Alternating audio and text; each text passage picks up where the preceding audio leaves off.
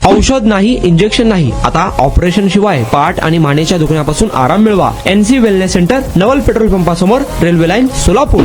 तू एवढ्या लवकर गरोदर कशी राहिलीस असे म्हणत महिलेच्या चारित्र्यावर संशय घेऊन पोटावर बसून लाथाबुक्क्याने मारहाण करण्यात आली.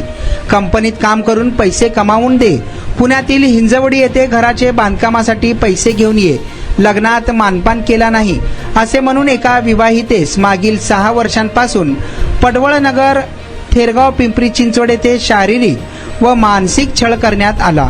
या प्रकरणी पती, सासू, सासरे यांच्या विरोधात विजापूर नाका पोलीस ठाण्यात गुन्हा दाखल करण्यात आला.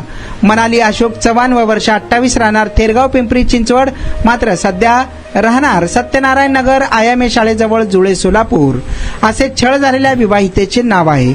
अशोक चव्हाण पती, राहणार पिंपरी चिंचवड, श्यामल चव्हाण सासू आणि बाळासाहेब चव्हाण सासरे, दोघे राहणार विवेकानंद नगर, शेपवाडी तालुका अंबाजोगाई असे छळ करणाऱ्यांची नावे आहेत. पैसे कमावून दे नाहीतर आत्महत्या करेन असे म्हणून पतीने छळ केला अशी फिर्याद देण्यात आली आहे. या प्रकरणाचा पुढील तपास हवालदार फुलारी हे करीत आहेत. आणि आता अवस्था अशी व्हायला लागली होती की मी बसत किंवा उभं राहत नव्हतो, तर जास्तीत जास्त झोपून राहायचा प्रयत्न करायचो.